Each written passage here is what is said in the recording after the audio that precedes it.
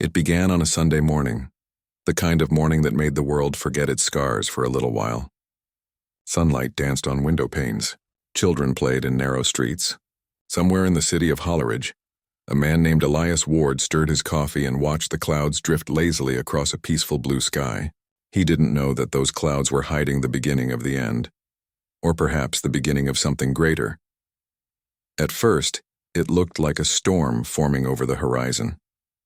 The clouds darkened unnaturally fast and a low hum began to vibrate through the air. Birds scattered in frightened bursts.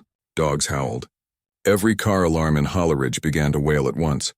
Elias stepped outside, shielding his eyes against the sudden glare that bloomed across the heavens. And then, the sky broke open. From the tear in the clouds, descended shapes of silver and flame. They weren't meteors, and they slowed, hovered, organized. Ships vast and silent, like blades cutting through the light. The largest of them stretched across the skyline like a second horizon. Panic spread like fire. Phones screamed with emergency alerts that said nothing useful. Seek shelter. Stay indoors. The invasion began not with sound but with silence. Elias could see his neighbor Rhea, clutching her little boy on the porch. "Are those planes?" she whispered. But Elias couldn't answer, because deep down every instinct in him, every trace of inherited fear that humankind had buried under centuries of progress, screamed no. The first beam fell minutes later. It wasn't an explosion, but a pulse, a wave of pale light that rolled across the city, knocking power out, shattering glass, silencing everything electrical. The air smelled of ozone and iron. Then came the sound, a thunderous, impossible roar that felt more alive than mechanical. The ships had voices, and they were announcing their dominion. The alien fleet spread across the planet within hours. Major cities went dark. Satellites fell silent. The oceans boiled under strange energies. Humanity, the ever-curious, ever-proud species that had once sent its machines to the stars, found itself on its knees beneath them. But they didn't understand us. Not yet. Elias and Rhea huddled with others in the basement of a corner cafe as the world trembled above. Someone whispered that the invaders had landed in New York. Another said Paris was gone. Nobody knew the truth, only that Earth was being remade, and not by human hands. Then amid the chaos came the first broadcast. Every screen that still worked flickered to life, showing not words but images. A vast alien face, featureless yet expressive, a shifting mask of light, filled the displays. A voice followed, deep and resonant, speaking directly into the mind rather than the ear. "This world is claimed. Resistance is futile. You are to submit and serve." Rhea sobbed quietly. Someone screamed, but Elias didn't move. He couldn't. Not because of fear, but because something in that voice and that commanding, cold certainty awoke something else inside him. A quiet anger. He remembered his father's words, spoken long ago when Elias was just a boy afraid of storms. "Son, no one owns the sky. It only looks like they do, until lightning reminds them otherwise." Lightning. That thought stayed with him as hours bled into night. Across the darkened city, small fires flickered, not just from burning buildings but from hearts refusing to surrender. People began to gather what they could. Radios buzzed faintly with whispered plans. Soldiers moved in the shadows without orders. Humanity was breaking, yes, but also shifting, hardening, uniting in ways no war had ever managed. In the ruins of the first day, Elias made a vow, not to survive, but to answer. The stars had come to claim Earth. They would learn what it meant to trespass on the home of humankind, and they would not live to regret it. The world went quiet, not the silence of peace, but the hollow quiet of something vast listening. Above every continent, the alien vessels hung motionless like titans at rest. They pulsed faintly with blue light, their hum rolling through the air in rhythmic waves that made glass tremble and hearts ache. For 3 days, no one fought back. The armies were blind, their satellites burned, their command centers turned to ash. Humanity held its breath, scattered in cellars and caves, wondering if this was the end. But beneath the ashes, something stirred. In a forgotten subway tunnel beneath Hollowridge, Elias Ward stood before a faintly glowing map, projected onto a wall. Around him, a handful of survivors, engineers, medics, a teacher, a soldier, even a teenage hacker, formed a circle. They were strangers until that day, but now they shared one word that bound them all: resistance. Elias turned to the soldier, a quiet woman with sharp eyes named Captain Rhea Sloan. "Any word from the north?" he asked. "Only static," she replied. "But the pattern repeats every 8 minutes. Someone's trying to send a signal." Mira, cradling her son near the entrance, whispered, "Do you think anyone else is left?" Elias looked at her, at the fear that flickered behind her courage more, and said, "If we are, then so are others. And if we can hear them, they can hear us." He didn't know it yet, but those words would echo far beyond that tunnel. On the 4th day, humanity answered back. Across the globe, whispers became plans. Old technology came alive again. Shortwave radios, Morse transmitters, even hand-delivered letters carried through broken cities. People rebuilt what they could, not because it was enough, but because trying made them human. And it turned out the invaders had underestimated that. The aliens, the Vorr'keth, as some translations suggested, had studied Earth's machines, its weapons, its history of war. But they had not studied its heart. They expected surrender. They expected logic. What they found instead was the stubborn, unreasonable defiance of a species that refused to kneel. Somewhere in the ruins of Moscow, an old scientist discovered that the Vorr'keth ships resonated with sound frequencies within the human vocal range. Somewhere in the forests of Brazil, a group of farmers learned to camouflage their heat signatures with mud and leaves, moving unseen beneath the drones. And in Hollowridge, Elias and Rhea gathered survivors to form the signal line, the first coordinated human network since the fall. Each night, they sent out a single message across the radio bands. "We are here. We are alive. Earth stands." The message repeated over and over, drifting like a heartbeat through the static. But resistance had a cost. One evening, while scouting the outskirts for supplies, Elias and Rhea saw one of the Vorr'keth drones up close. It was the size of a car, silver-skinned and fluid in motion with a single glowing orb at its center.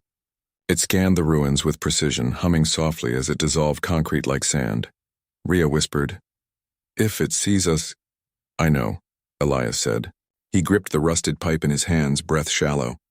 The drone turned toward them, its light sweeping like a searching eye. Mira's son's laughter echoed faintly from somewhere behind, a small, human sound in a world of metal. The drone paused. Then, with a noise like wind over glass, it shifted direction and began moving toward them. Elias didn't think. He moved. He threw the pipe with everything he had, striking the orb. It cracked, faintly like glass under stress, and for the first time the alien machine screamed. The sound wasn't mechanical. It was almost alive, raw, furious. It fell twitching as Rhea raised her weapon and fired a salvaged EMP charge. The light went out. The drone lay still. For a long moment, no one spoke. Then Elias, heart-pounding, whispered, "They bleed." Rhea looked down at the still sparking wreck and nodded. "Then they can die." That night, the signal line broadcasted a new message. To anyone still listening, and we struck back. And it worked. Across broken cities and shadowed valleys, people lifted their heads. Sparks of hope lit like stars against the darkness. Elias didn't know how far that message would reach. He didn't know if they could win. But as he looked up at the faint, unmoving shape of the Vorr'keth ships in the night sky, he felt something shift deep inside him. The silence wasn't fear anymore. It was waiting, for the moment when Earth would roar. By the 7th day, the Vorr'keth had learned a strange new sound. It came first from the mountains, a deep, rhythmic pounding like thunder with purpose. Then it echoed through the cities, from streets where people had once walked freely. It was the sound of hammers, engines, voices, the awakening of a wounded world. Earth had begun to fight back. Elias stood on the roof of a half-collapsed building, gazing at the distant glow of alien ships hovering like false stars above Hollowridge. He could hear the city's heart again, faint but steady. Generators humming, sparks flaring, humanity rebuilding itself from scraps. Rhea climbed up beside him, wiping grease from her hands. "We've got 6 working EMP rifles and 3 drones patched with old military circuits," she said. "Not much, but better than yesterday." Elias nodded. "Better than yesterday," he repeated, as if the words themselves were a shield. Mira approached, her little boy holding a tin cup of water. "Everyone's calling us the Hollowridge line now," she said, smiling faintly. The name's spreading. People are listening. Elias took the cup, staring into the rippling reflection of the burning sky. Then we'd better give them something to believe in. The Vorr'keth response came that night. A low pulse rolled across the sky. Too bright to be lightning, too slow to be natural. The alien mothership above the Atlantic shifted its position for the first time since landing.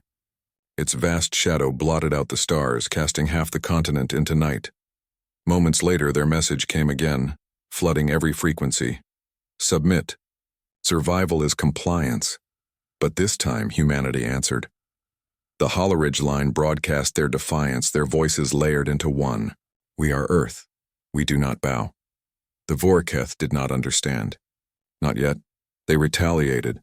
Elias saw it coming, a streak of white descending from the sky like a spear of the gods. It struck the heart of Hollowridge with a blinding flash, flattening everything within a mile. The shockwave threw him to the ground. When his vision cleared, half their camp was gone, silent, buried under fire and dust. He staggered to his feet, coughing, ears ringing. "Rhea, I'm here," she shouted, dragging a wounded man from the rubble. Her arm was bleeding, her uniform torn.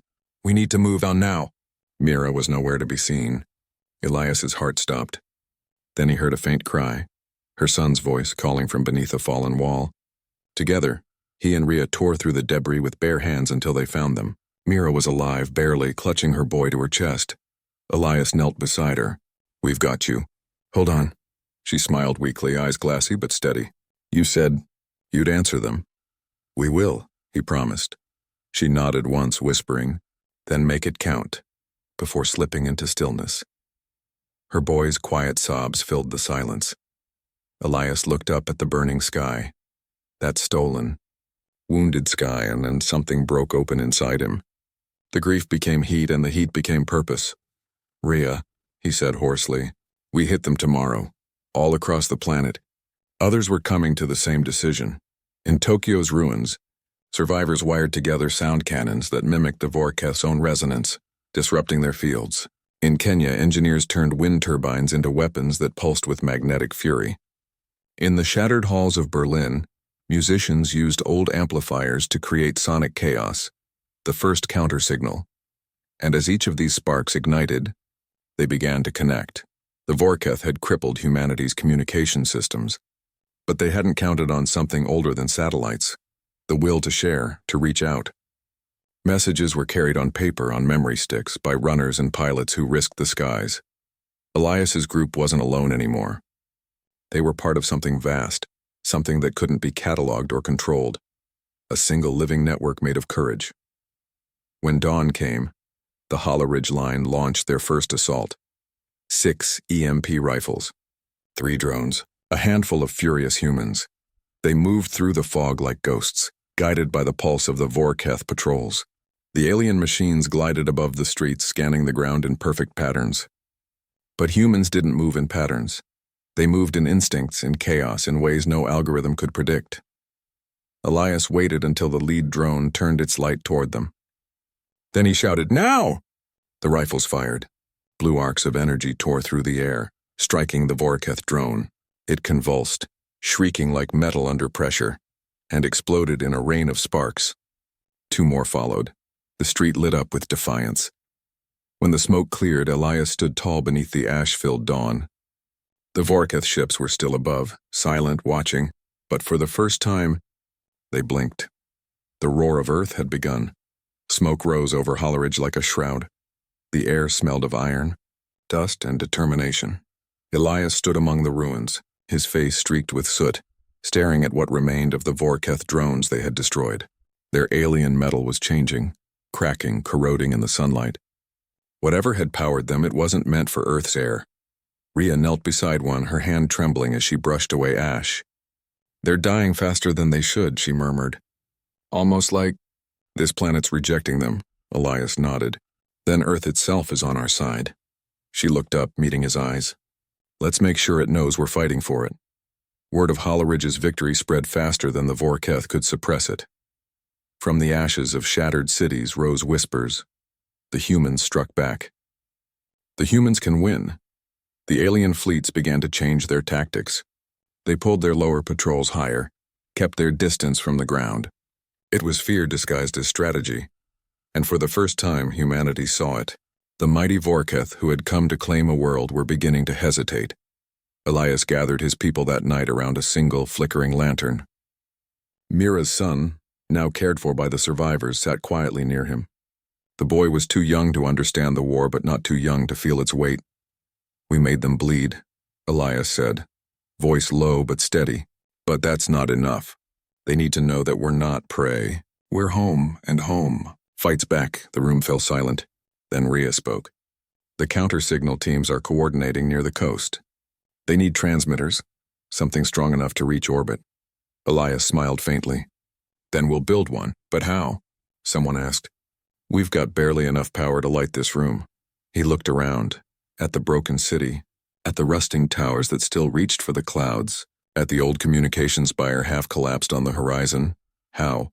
Elias repeated. "The same way humanity always has. We try." The following days were filled with work, relentless, exhausting, sacred work.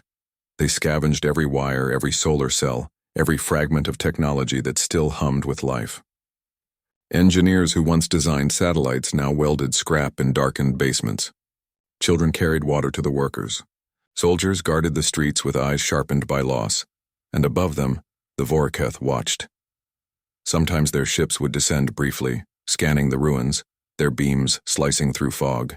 But the humans had learned to vanish like ghosts, slipping into tunnels and shadows always one step ahead.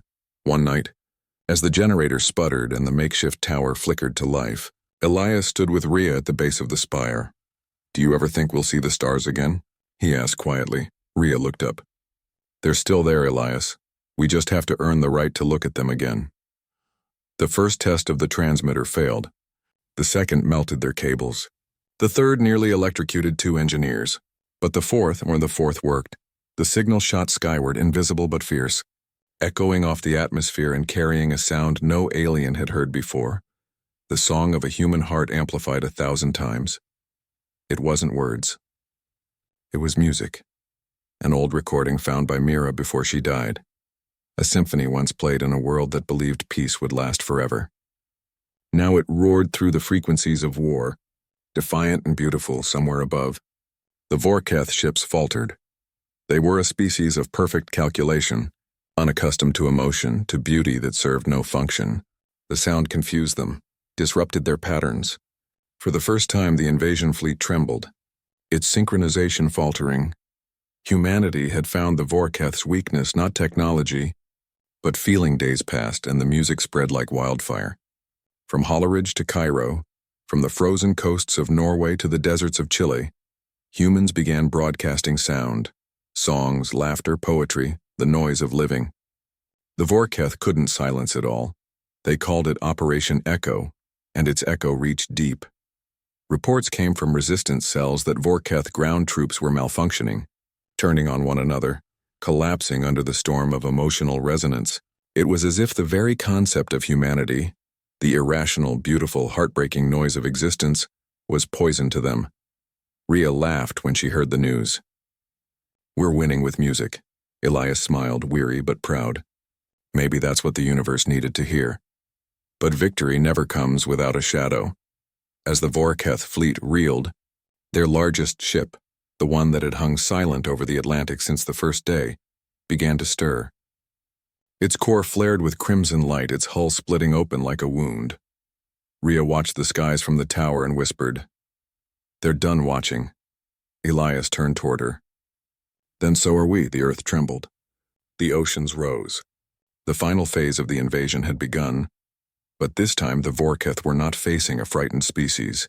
They were facing humanity, united, furious, and unbreakable.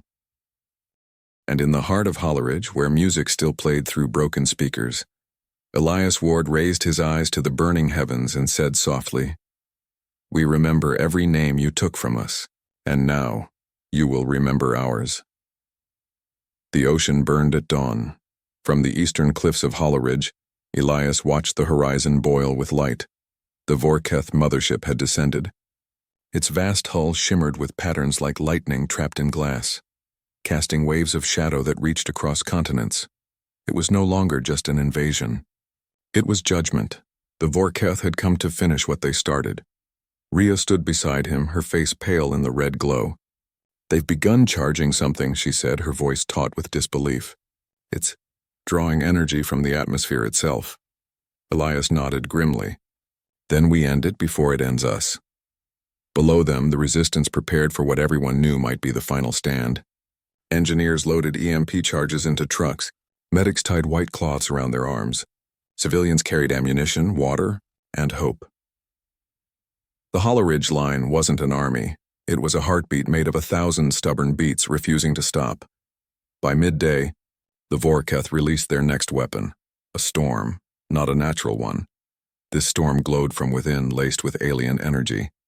It tore through the skies, lightning coiling like serpents of light, wind howling with unnatural rhythm. Wherever it passed, communication failed, and machines died. But humanity was older than machines. Elias led a convoy through the chaos, his hands gripping the wheel as rain hammered the windshield.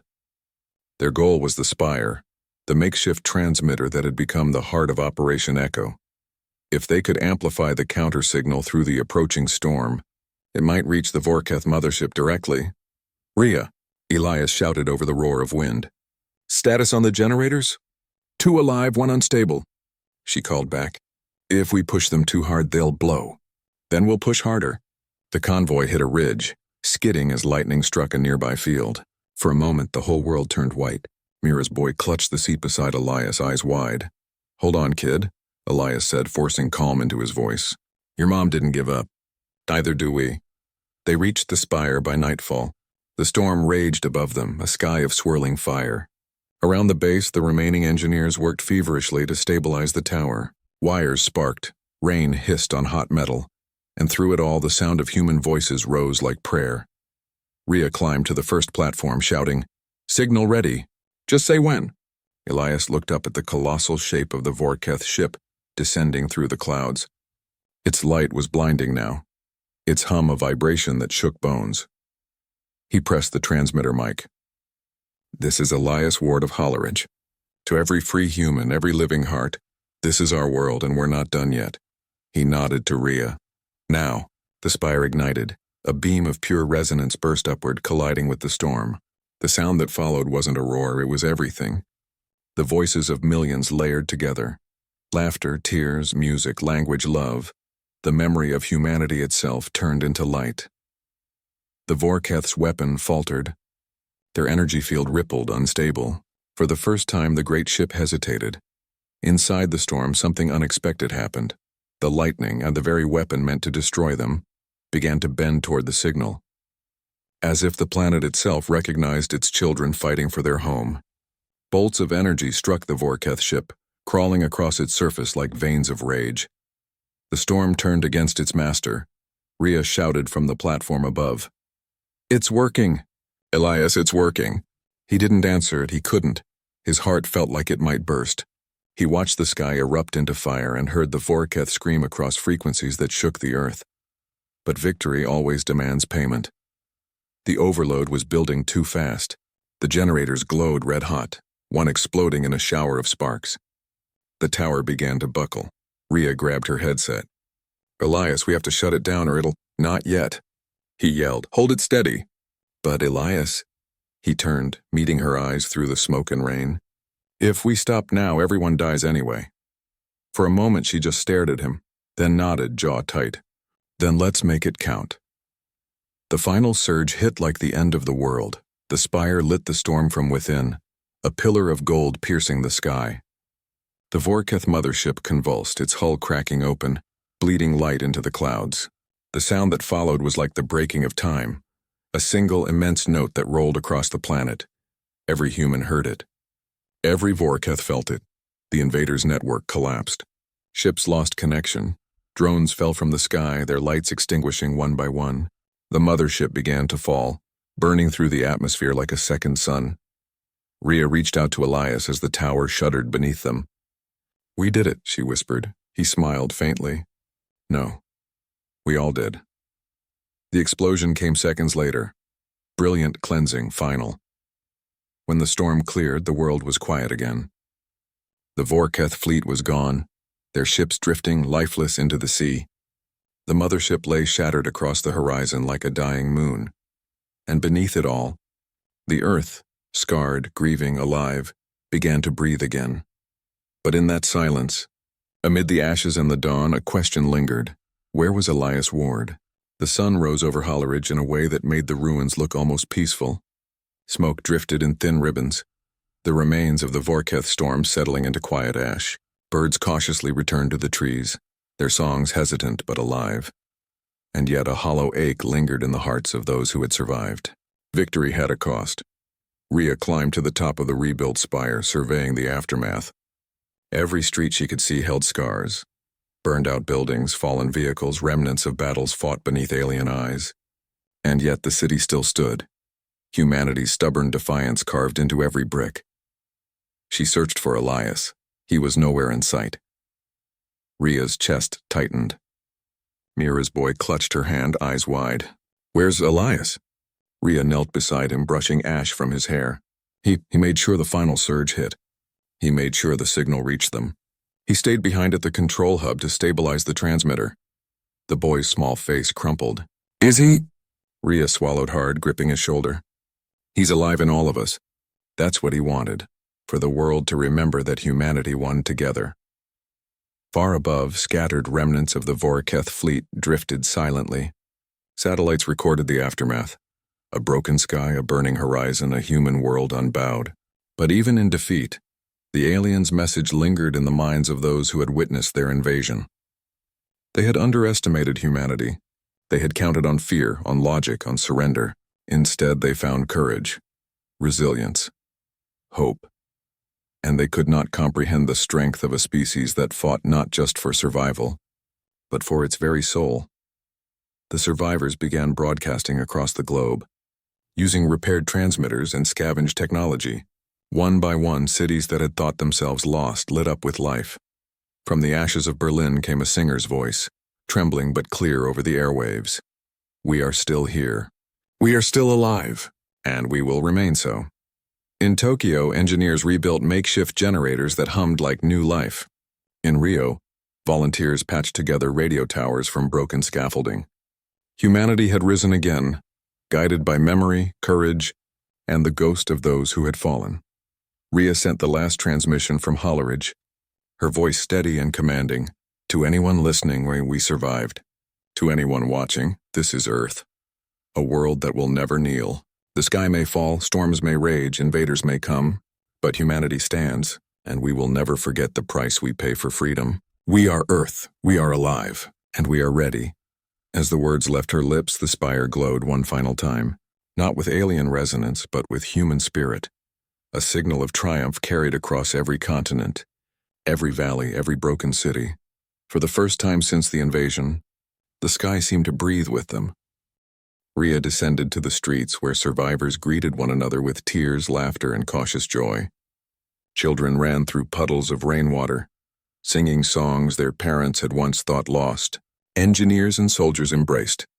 Music poured from speakers and broken radios, filling the air with celebration. And somewhere in the heart of Hollowridge, a memory lingered. Elias Ward standing alone, facing the impossible, giving everything for a world that was not yet ready to understand what courage truly meant. Rhea placed a hand on Mira's boy's shoulder. "He believed in all of us," she said softly, "and that's why we won. Not because he was alone, but because he made sure none of us ever were." Across the shattered globe, humanity began the slow work of rebuilding. Cities once reduced to rubble became towns, then communities, then thriving hubs of hope. Stories of the Vorr'keth spread like wildfire. Tales of alien arrogance undone by human will, bravery, and unity. Historians would later call the event the Day of the Skyfall, though survivors called it simply the Roar, the moment Earth spoke, and the invaders learned what it meant to trespass. Yet even in the glow of victory, Rhea knew the future remained uncertain. Humanity had won this battle, but the universe was vast, and not every world was as forgiving as Earth. Still, there was hope. Because if humanity could rise after the Vorr'keth, then there was nothing they could not endure. At night, Rhea climbed back to the spire, now rebuilt stronger than before. She gazed up at the stars, distant and untouchable. Somewhere among them, the Vorr'keth would carry the memory of their failure. A lesson in the strength of life that could not be quantified or calculated. And in that memory, humanity would always triumph. Rhea whispered into the quiet wind. We are here. We will remain, and we will never bow.